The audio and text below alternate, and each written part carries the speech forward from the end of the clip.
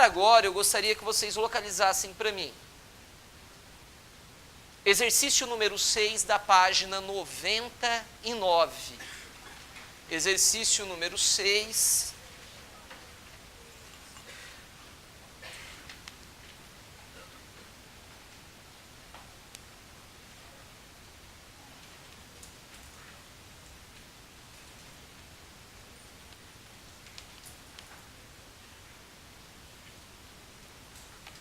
Correto?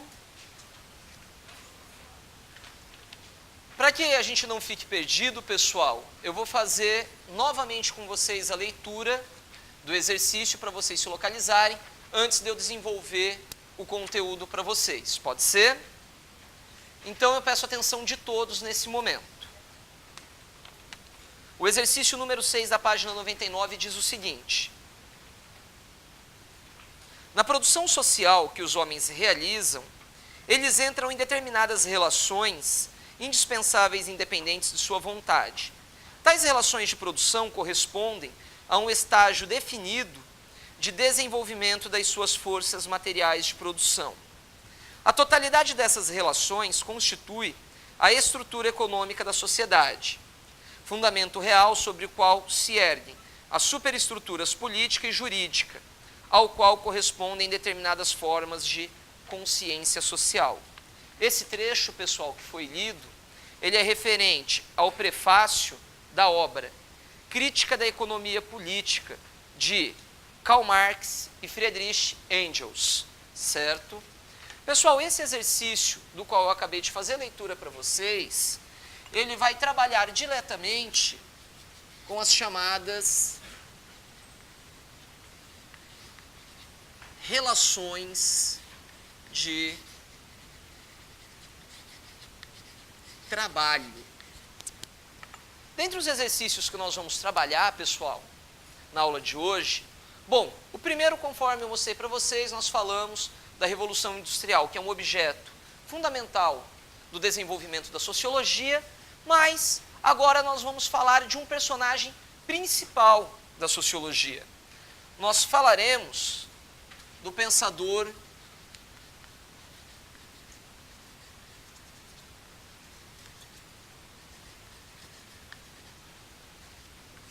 Karl Marx, 1818 a 1883. Bom, pessoal, conforme vocês podem observar, o Marx, ele tem a sua realidade vivenciada no mesmo contexto da Revolução Industrial. Mariane, você está equivocado. O Marx é de 1800, a Revolução é de 1700. Na verdade, pessoal, não existe equívoco, não. É proposital esse dito. Por quê? O Marx, ele não vê a Revolução em si, quer dizer, o primeiro estágio da Revolução, mas ele assiste a todas as consequências da primeira Revolução Industrial. E a segunda Revolução Industrial, que é de 1850, conforme nós podemos observar, ele vivenciou toda esta revolução, certo? Pessoal, Karl Marx, ele trabalha com uma teoria bastante interessante. Qual teoria, Mariane? A teoria que nós vamos chamar de materialismo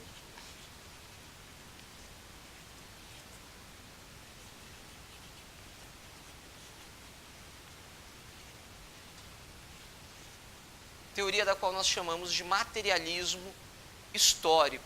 Alguns materiais, pessoal, chamam esse materialismo histórico por esta nomenclatura aqui, que vai ser bastante comum da vida acadêmica de vocês. O materialismo histórico, ele também é conhecido por marxismo, certo? Ele também é bastante conhecido como marxismo. Mariane, quais são os dois objetos centrais do materialismo histórico e do marxismo?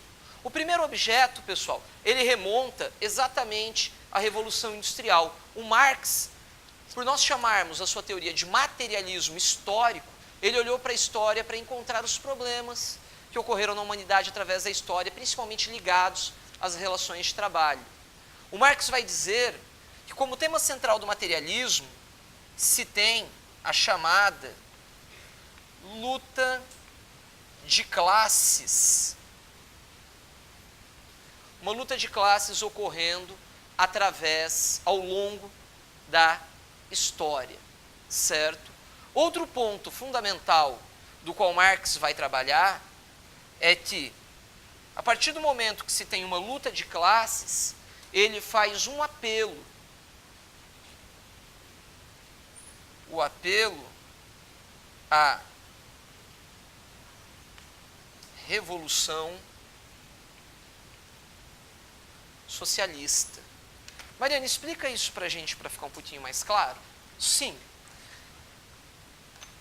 Deixa eu só pegar uma outra cor para destacar para vocês, para a gente não misturar. Atenção de todos, por favor. Luta de classes, pessoal. O nosso amigo Karl Marx vai dizer que ao longo da história, as classes sociais, elas se enfrentaram. Pela existência de um antagonismo.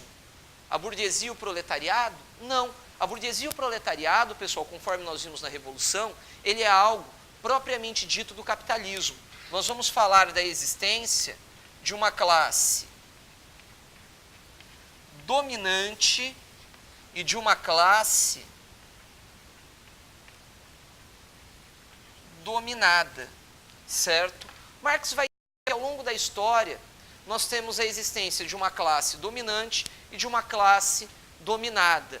Mariane, mas o que faz uma classe social dominar a outra? Chegamos no ponto fundamental do pensamento marxista. Qual?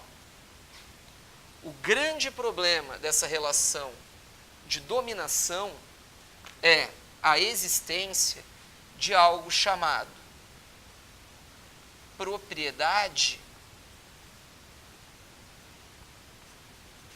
privada. A propriedade privada é o que vai diferenciar os homens. Ou seja, é o que vai gerar uma relação de dominação. Bom, Mariane, entendemos as relações de trabalho? Não necessariamente. Porque quando ele fala de um dominante e um dominado através da história, o Marx vai trabalhar com alguns conceitos bastante específicos da sua obra. Como, por exemplo, modos de produção. O que são os modos de produção? É a maneira pelo qual uma sociedade produz, comercializa, distribui as suas riquezas, tudo aquilo que ela produz, certo?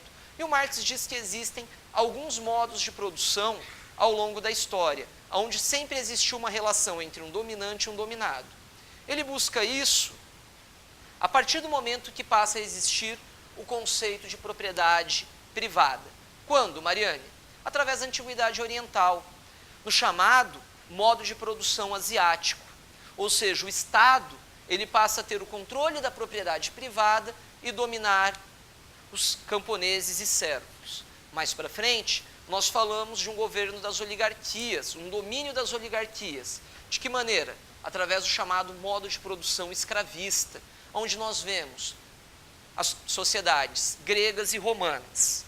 Mais adiante, falamos do modo de produção feudal, aonde a propriedade privada estava ligada às mãos da nobreza, certo? Mas agora não mais o trabalho é quem domina, mas sim a questão da posse da terra, até chegarmos ao modo capitalista. Para a resolução dessa questão, pessoal, nós vamos falar de um ponto específico do materialismo histórico, quer dizer, do pensamento marxista, mas com relação ao materialismo histórico. Nós vamos falar, eu gostaria que vocês destacassem para mim, por favor, da ideologia, certo? Nós vamos falar da ideologia. Quando nós falamos da ideologia, vestibulandos, bastante atenção para isso.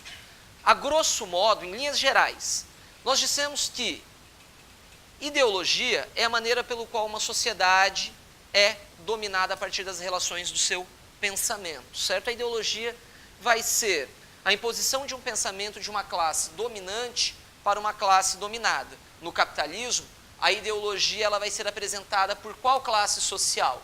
Pela burguesia. E sendo entendida e dominada por quem? Pelo proletariado. Notem que essas duas questões, elas se interrelacionam, pessoal. Essa é a grande sacada do Enem. O Enem, ele traz uma prova bastante aproximada na nossa área de ciências humanas, onde nós podemos fazer essa correlação entre os exercícios. E claro, novamente, falando de história e de sociologia, até um pouco de geografia aqui. Quando o nosso amigo Marx trabalha com a questão da ideologia, ele vai propor que a ideologia tem 3 etapas, da qual eu gostaria que vocês destacassem para mim. Quando nós falamos da ideologia, nós vamos falar da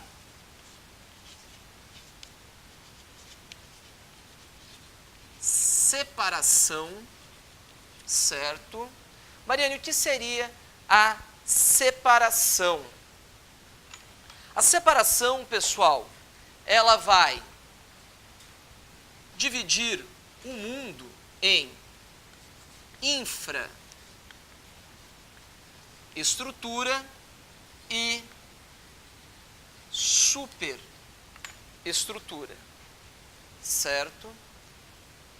O que é a infraestrutura? Pessoal, só não completei aqui estrutura, tá bom? Mas deixei mais fácil para vocês entenderem. Infraestrutura seria tudo aquilo que é de fato bem real, bem produzido pelo homem. Tudo aquilo que o homem produz para sobreviver. Todo objeto palpável. Então nós vamos falar da produção real, da produção material, com necessidade para a sobrevivência do homem. Correto? Essa é a infraestrutura. A superestrutura seria um conjunto de abstrações, ou seja, abstrato, aquilo que nós não vemos, que regulamentam a vida do homem. Por exemplo, podem destacar para mim os exemplos, por favor. Nós vamos falar de leis, nós vamos falar da ética, nós vamos falar do Estado, certo? Vou enumerar esses três conjuntos de abstrações da superestrutura. Por quê? Senhores, vocês enxergam a ética? Não, vocês não enxergam a ética, ela é uma relação abstrata. Mas vocês não dependem da ética na sobrevivência em sociedade, principalmente dentro das relações de trabalho de vocês? Com toda certeza. O Estado, vocês veem o Estado? Não. Vocês tocam no Estado? Não. Mas ele é um conjunto abstrato de regulação da vida humana. Necessária para a nossa sobrevivência? Totalmente. As leis, vocês veem as leis? De maneira alguma. Vocês tocam nas leis? Só se for num código jurídico. Mas, claro, o que regula, exatamente, o que regula a vida do homem são as leis. Marx, então, fez a separação ideológica, a infraestrutura e a superestrutura.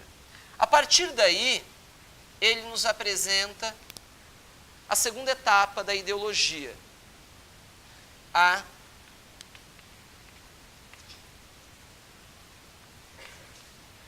determinação, certo?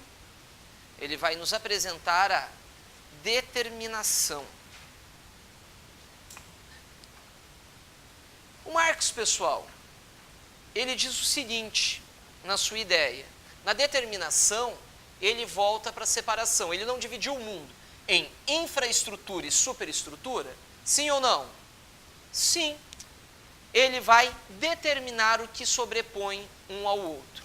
Em linhas gerais, nós poderíamos dizer que as mentalidades humanas é que determinam as produções materiais humanas, correto?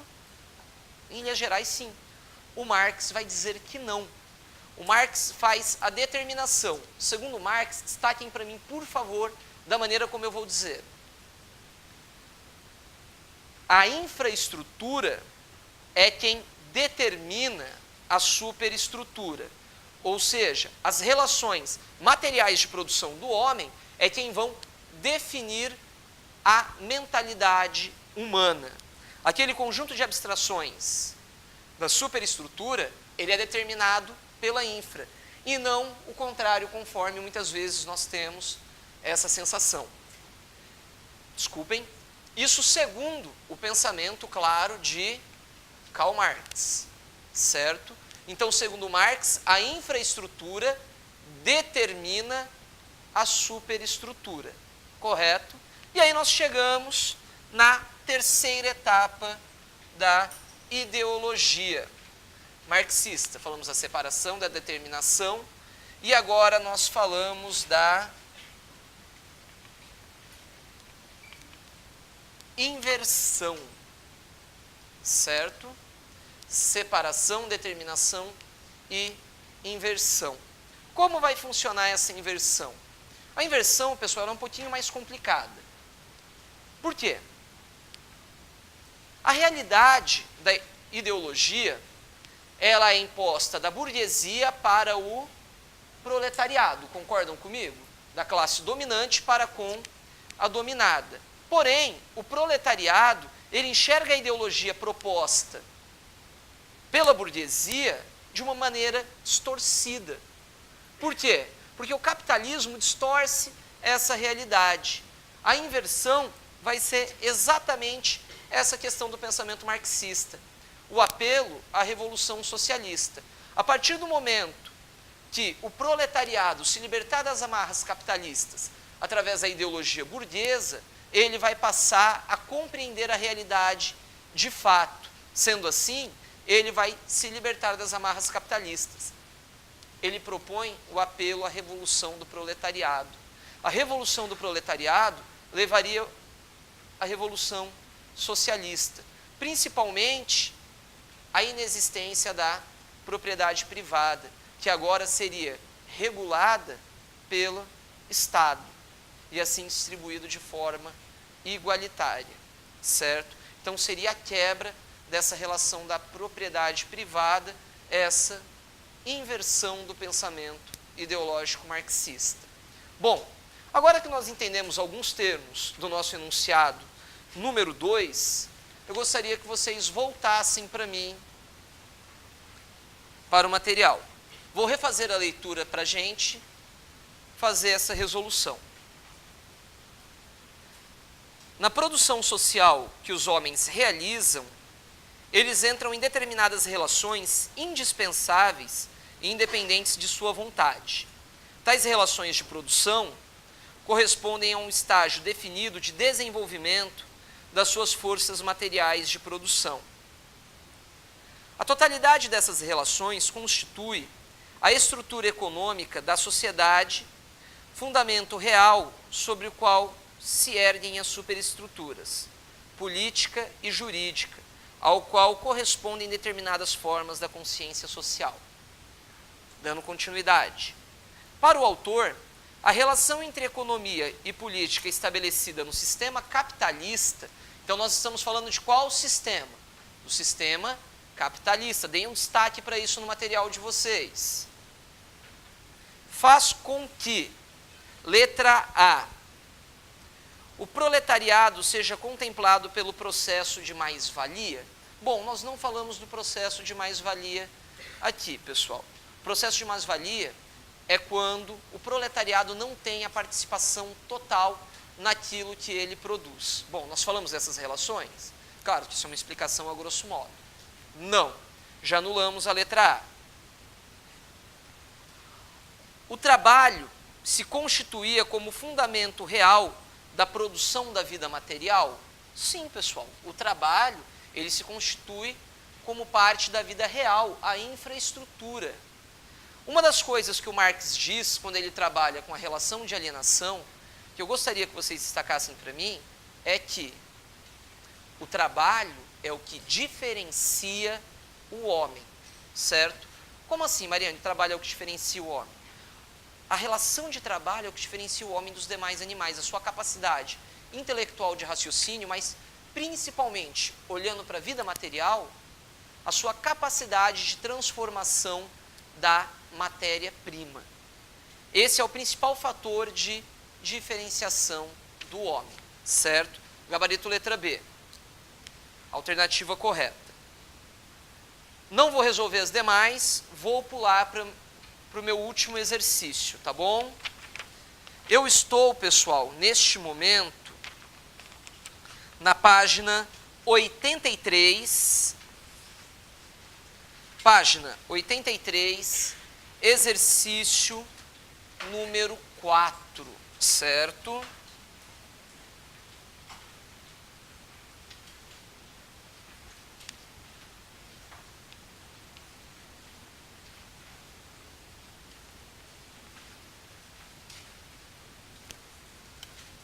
O exercício número 4.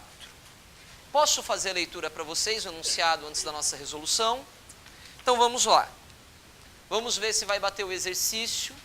O exercício ele começa com uma imagem, é isso?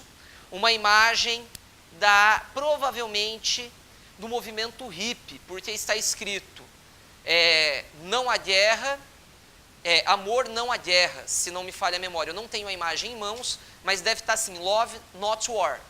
Amor, não guerra, que é principalmente o lema, pessoal, do grupo dos hippies. Quando nós falamos dessa questão, pessoal, eu gostaria de remontar com vocês a parte cultural da sociologia, ou aquilo que nós chamamos de contracultura. A contracultura, pessoal, ela é uma relação fantástica de inter-relação entre história e sociologia. Por quê? Pela integração. Nós estamos falando de uma realidade social. Para você que vai fazer o Enem, pessoal, para vocês conhecerem um pouquinho mais desse tema, existe um livro chamado A Era dos Extremos, de Eric Hobsbawm. Um livro de história, mas que faz uma inter-relação com essas questões de contracultura. Bom, falamos de contracultura.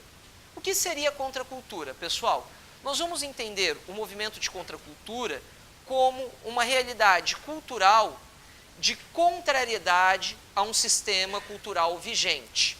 Qual era o sistema cultural vigente nos anos de 1960? Claro que a nossa realidade é uma realidade de uma sociedade ocidental, certo? Bom, o movimento vigente, pessoal, era o capitalismo, certo?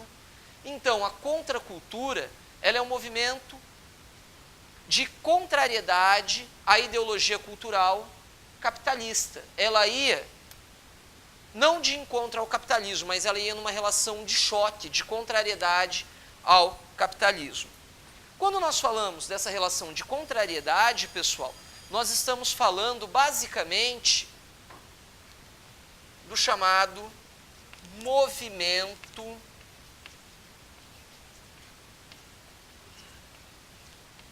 hippie, certo? O movimento hippie, pessoal, enquanto contracultura, ele surgiu em meados da década de 1960 nos Estados Unidos da América. Para ser mais específico, na região da Califórnia, onde eles fizeram um completo abuso, isso é importante, não no sentido pejorativo, onde eles fizeram um completo abuso, principalmente das relações de cores, que mais tarde a gente vai atribuir ao movimento da psicodelia. O movimento hippie, pessoal, ele tinha algumas perspectivas importantes, do qual eu gostaria que vocês destacassem para mim, para eu fechar a aula de hoje. Eles eram contrários às guerras, em especial falamos da guerra do Vietnã. Eles queriam denunciar a poluição atmosférica, eram contrários ao consumo de alimentos industrializados, certo? São as três essências principais do movimento hippie. O grande destaque é que a propagação do movimento hippie, ela se deu em especial na linha musical, do qual nós vamos destacar grandes fenômenos do rock and roll. O movimento hippie em si, Jimi Hendrix e Janis Joplin, certo? Mas, da década de 70 em diante, movimentos ligados à psicodelia também denunciavam as mesmas questões que os hippies defendiam, ainda no rock and roll.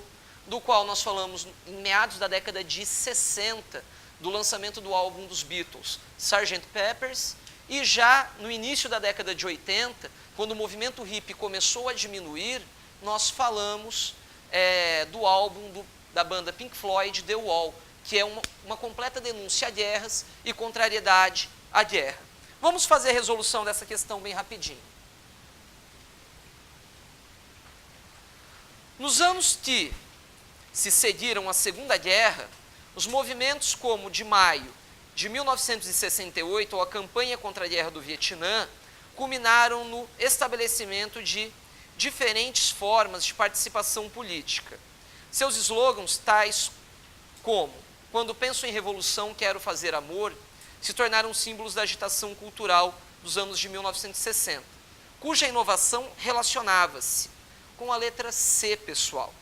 A unificação das noções de libertação social e libertação individual, favorecendo um significado político ao uso do corpo, certo?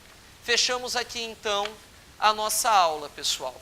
Muito obrigado pela atenção de vocês e até o nosso próximo encontro.